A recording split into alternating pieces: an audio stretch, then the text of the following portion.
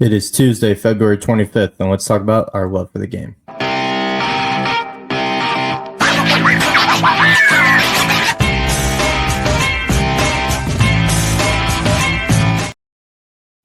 And welcome into another episode of the Love for the Game podcast. I'm your host, Reed Napper.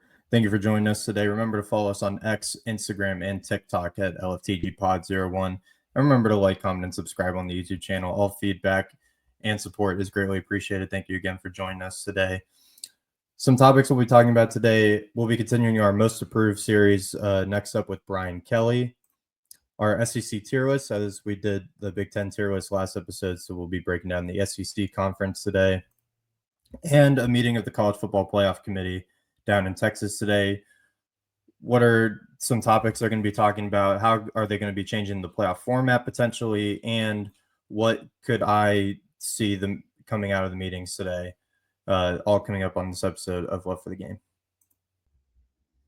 To kick off today's episode, we'll be talking about Brian Kelly, continuing our Most Approved series of college coaches, I think, could either be on the hot seat or very much near the hot seat coming into the 2025 season. Next up, we do have LSU head coach Brian Kelly.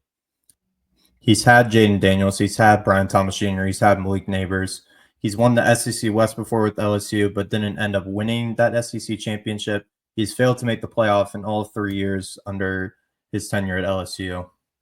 Now, I think going into this 2025 season, it's arguably his best chance to make the playoff. Now, people were saying that was last season was his best chance under the roster that he produced at LSU, but now I think this is arguably his best chance. They were 38th in the country this upcoming season, in returning production, with 65% of their offensive production returning, and I think that's going to play the biggest part to their success this season. Garrett Nussmeier returning, foregoing his chance to go into the NFL draft this season and returning to LSU, I think is the biggest talking point for the Tigers this season. He arguably is the best quarterback coming back to college football this season. And I think he trusts in Brian Kelly enough to be able to make the necessary changes on the offensive side, clean up the mistakes. They improved from the defensive side from 2024 into 2025. And we're going to see now if Brian Kelly can now get over the hump as head coach at LSU. They return Aaron Anderson, their leading receiver from last season, and running back Caden Durham, who rushed for over 1,000 scrimmage yards in 2024. They have the number 6 portal class come into this next season with key signings of Barian Brown and Nick Anderson at wide receiver. They return key pieces on defense and also added key pieces on defense through the portal, which drastically improved their defensive output in 2024 compared to the 2023 season under Brian Kelly. They have the most 4-star players out of the portal with 8, and I completely view this as, once again, a make or break season for Brian Kelly. I do fully believe he's on the hot seat, and I'm sure there are LSU fans out there, I've seen on Twitter a handful of times, that they aren't happy with Brian Kelly and what he's produced for LSU so far. Now, you'll see in my SEC tier list coming up later in the episode where I do have LSU slated at. But I do believe Brian Kelly has maybe the most approved of any coach this season in college football. But this was our next segment, most approved, Brian Kelly, make or break for sure. Next up on today's episode, we have my SEC tier list. Now, if you watched the last episode, we did our tier list for the Big Ten Conference. Make sure to go check that out on YouTube and Apple Podcasts. Now, today we're going to be breaking down the SEC Conference between SEC title contenders, the 8 to 10 win team range, maybe in playoff consideration for some of them, the middle of the pack, a questionable bowl game, maybe a 6-win team, maybe sneak out 6 wins within the toughest conference in America, and the straight up trash. Don't really view these teams as doing anything special in the 2025 season, but maybe some potential down the road with the talent acquisition that they've brought in this season. So we're going to go from the bottom to the top. So we're going to start with the trash category. First off, we have Kentucky. Now, Kentucky didn't really perform how some people expected them to coming into the 2024 season.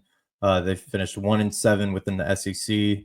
They had a couple good performances. Obviously, the notable win within conference over Ole Miss, which at the time they were number 10, went in to Ole Miss and beat them. So, and hung around with Georgia. I think that was in week 3 or 4 of the season. Hung around with Georgia at home, nearly knocked them off, I believe, when they were number 2 in the country. So, but they lost a bunch of key players in the portal and didn't retool enough through the portal and through the 2025 recruiting cycle to really make a significant change in their 2025 record, I believe. So I have Kentucky probably finishing bottom of the SEC this season. Next, we have Mississippi State. Now, Mississippi State did finish 0-8 in the SEC in 2024, and notable losses outside of the conference as well. Toledo, you know it's bad when an SEC team is losing to a MAC team, and also Arizona State, who ended up having a fantastic season and winning the Big 12, excuse me. But some key stats for Mississippi State coming into the 2025 season. They finished with the 22nd ranked recruiting class at this past cycle. They have the 39th ranked portal class with a key signing of Luke Gromenhoek. I believe I'm saying that correctly, from Florida State, former 4-star quarterback coming from the Seminoles. So some key additions for Mississippi State for sure, but I do believe they won't make that drastic of a jump or surprise anyone this season. I don't believe so. But maybe the following season for sure. Once those players get more developed in that program, in that system. But definitely Mississippi State going to have to go in the trash category for now. Moving on up to the bowl game category. So next we have Arkansas. Now the Razorbacks finished 3-5 within the SEC in 2024. Some key performances during their season, upset Tennessee at home, hung around with Texas when they came to visit. Were very competitive in most of the games that they played in 2024, but they lost a good amount of talent to the portal, losing 30 players to the portal. But they did add 21 players back through the portal, ending up with the 29th overall class within the portal. And some Arkansas fans and other pundits around the country do believe Sam Pittman is on the hot seat because of the amount of talent that he lost. Not going over well in the locker room, with the majority of their team leaving. So I do think Sam Pittman could be on the hot seat, but I definitely think Arkansas is still capable of salvaging their season from 2024 into 2025, potentially in that bowl game range, maybe a 7-win, 6-win season for the Razorbacks. I have an outlook on that. Next up, we have Vanderbilt. Now, the Commodores coming off one of their better seasons in recent history, finishing 3-5 in the SEC, but obviously the win of the season, upsetting Alabama at home, beat Auburn as well, and hung around close with LSU, Missouri, and LSU and Missouri later on in the season. So definitely a great job by Clark Lee and that staff. But their notable loss, I would say, is probably Georgia State out of conference. They went to Georgia State and lost, which I did not expect coming at all.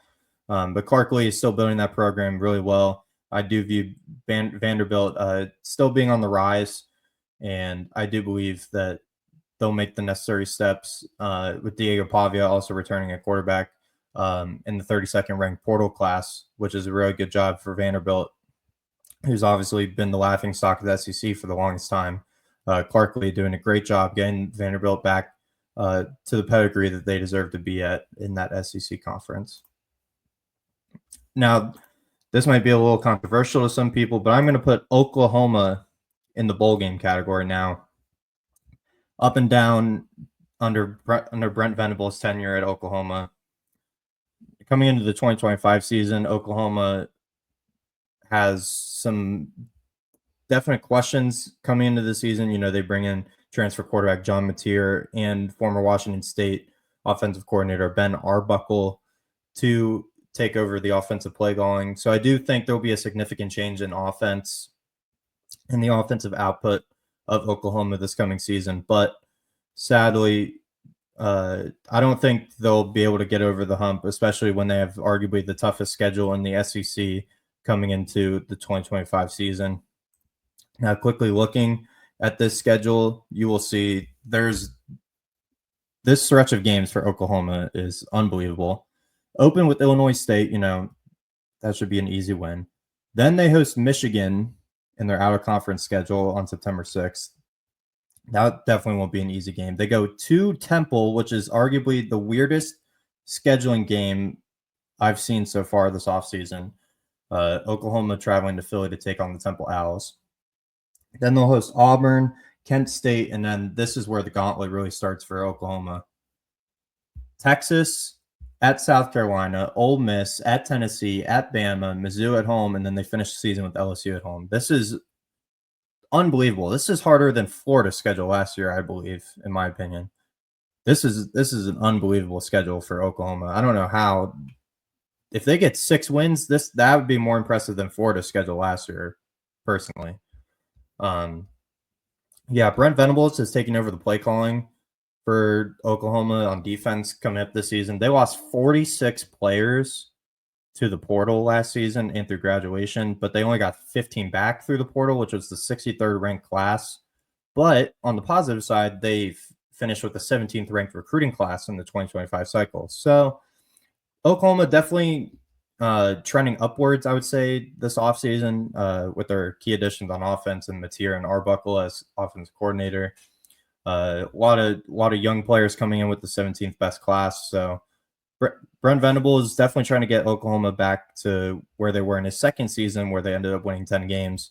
But I don't think they'll be able to reach those 8 to 10 win heights, mainly because of that schedule. That schedule looks really, really hard. Now, moving on to the middle of the pack section, we have the Florida Gators. The Florida Gators, as we've talked about on the show before, finished the 2024 season really highly, upsetting Ole Miss and LSU and beating Tulane in their bowl game under DJ Lagway at quarterback. Billy Napier doing a fantastic job with Florida, once again, a top 10 recruiting class, and the ability to make the jump before the season starts. Can Florida be able to replicate that success that they had at the end of last season going into 2025? Time will obviously tell. But they once again have another tough schedule, as we have also seen on the show before. Excuse me. I believe I have them in the 7 to 8 win range. I don't see them getting to 8 to 10 wins for sure, but maybe they can pull off 6, 7, 8 wins again with another tough schedule once again coming up for Florida in the 2025 season. Next up, we have the Auburn Tigers. Auburn, a lackluster 2024 for sure. Didn't really finish well in conference. I believe they finished 2-6 within the conference. So definitely not up to Auburn's standards. We're up and down offensively last season, but they did upset Texas A&M later in the season, which is definitely a big plus for them to end the season on. They have really good portal acquisition. Jackson Arnold, Ashton Daniels coming in at quarterback. They're going to battle it out to see who's going to be the starting quarterback for the Tigers next season. And Eric Singleton Jr., a key wide receiver acquisition from Georgia Tech, could definitely be a massive impact on that Auburn Tigers offense coming into next season.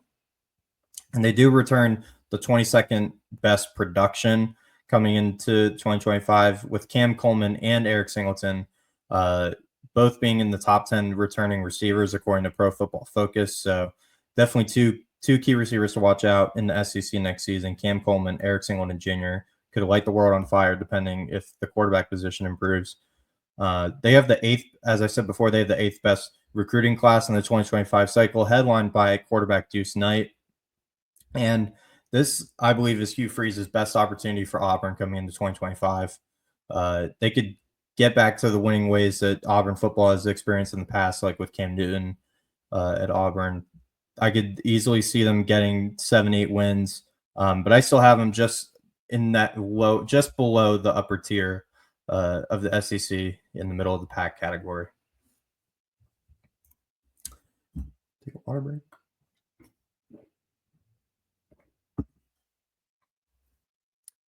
Now moving on to the 8 to 10 win category. First up, we have Texas A&M. The Aggies under Mike Elko in year one finished 5-3 in the SEC with a chance to play for the SEC championship and ended up losing to Texas in their last regular season game. They have Marcel Reed returning, a quarterback who can do it all. He has the ability to throw, take a deep shot down the field, or use his legs to create magic on the ground. So Marcel Reed, definitely a quarterback to watch in the SEC coming up in 2025. They had a great portal class acquisition. They've had the 8th best class. Kevin Concepcion and Deon Hayes,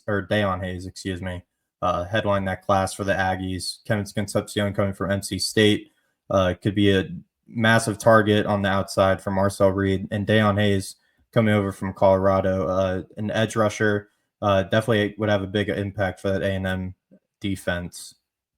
They finished 7th in the 2025 recruiting class, so Mike Elko definitely bringing in a lot of key acquisitions to build that program going into the next few seasons. And definitely Mike Elko, I believe, is an underrated coach in the SEC. He's knocking on the door of a top 6-7 coach in the SEC already. But definitely the coaches we'll be talking about in the next few minutes will definitely be ahead of him, I believe. But Mike Elko definitely doing a great job with Texas A&M. I definitely see them getting back to potential playoff contention, depending if Marcel Reed can replicate his quarterback play coming into 2025. So A&M definitely in that 8-10 win range for sure. Next up, the Missouri Tigers. Eli Drinkwitz coming with a back-to-back 10-win season for the Missouri Tigers.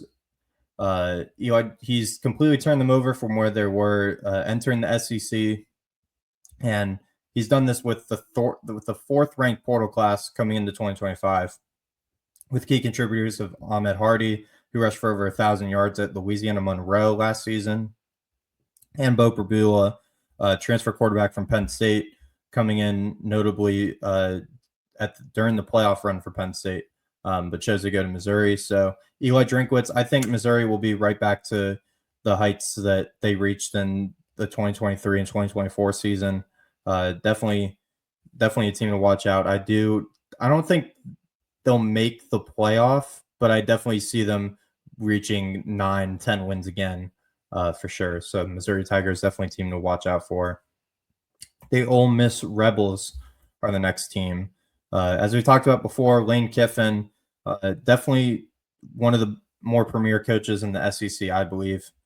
After barely being on the outside of the playoff this last season, I don't see them maybe getting over the hump again this season. You know, they had so much turnover. Number 2 portal class coming into the season, 19th overall recruiting class in the 2025 cycle, but they've brought in over 25 players in this portal class. So I do fear they could be this year's Florida State in the case that they're relying so much on the portal and that turnover that they could have a chance of collapsing, not to the levels of Florida State, but they might fall off definitely, I think, a significant amount based on their performances of last season. But a lot of question marks. They do still have a solid defense. They have to replace the production on offense of Jackson Dart and Trey Hayes. But Austin Simmons is touted to be the starting quarterback, with Caden Lee and a transfer receiver Caleb Odom from Alabama definitely be the number 1 targets for Austin Simmons on the outside. And the main question for Ole Miss coming into the 2025 season is, can they get over the hump, clean up the bad losses, say like the Kentucky and Florida losses, and the mistakes that they made in those games to get those key wins that they need down the stretch and make it over the hump and into the playoffs. That will be the biggest deciding factor for Ole Miss. Now, the South Carolina Gamecocks. You know, Shane Beamer has really proved that he is a man for the South Carolina. You know, almost brought him to the playoff last season when no one expected them to. Freshman quarterback Norris Sellers is one of the most electric quarterbacks in the whole country and the SEC. The Gamecocks finished with the 18th best recruiting class this past cycle, and I believe they will be in playoff contention. You know, obviously not in contention for the SEC title, not just of yet, but I do see them being in the lower rankings of the playoff. But then I do predict them to make the playoff for sure. Now, finally, rounding out the 8-10 win category, we have the LSU Tigers. Now, as I've said before, Brian Kelly, this is a make or break season for him. The ninth ranked recruiting class out of the 2025 cycle. Garrett Nussmeier coming back quarterback with other contributors on offense, and an improved defense coming off of last season. I don't believe LSU can go another season and not make the SEC championship and the playoff at a minimum with Brian Kelly under the helm. You know, he's had so much talent down there in the Bayou that I don't think LSU could take one more season if they don't make at least the SEC championship and at least the playoff. They definitely have to be in that consideration. But I think because Brian Kelly has had the track record that he has at LSU over the last 3 seasons, I don't think they can get over the hump with him there. I have him just under the SEC title contention team. I don't think they can make the playoff this season.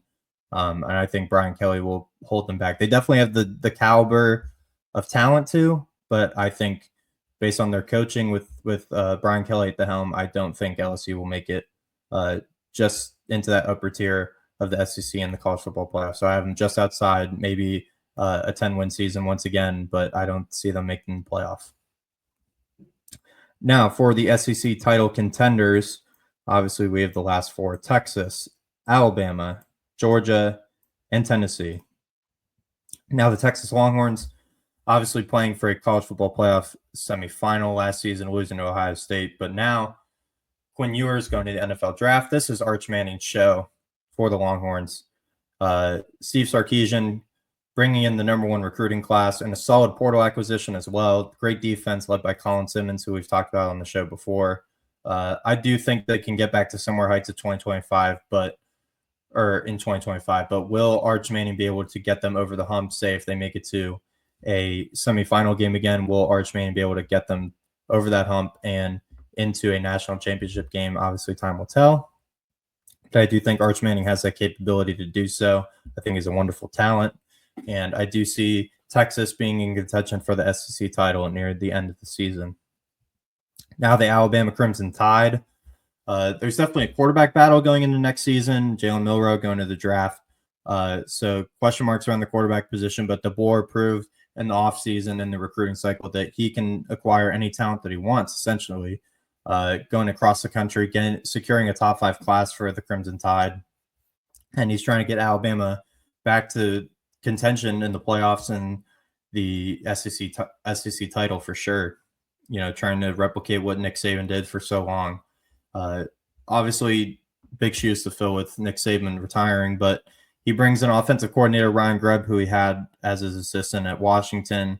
And I believe under Ryan Grubb, they'll be able to clean up the offensive fall-offs that they had in 2024, the questionable quarterback play times under Jalen Milroe.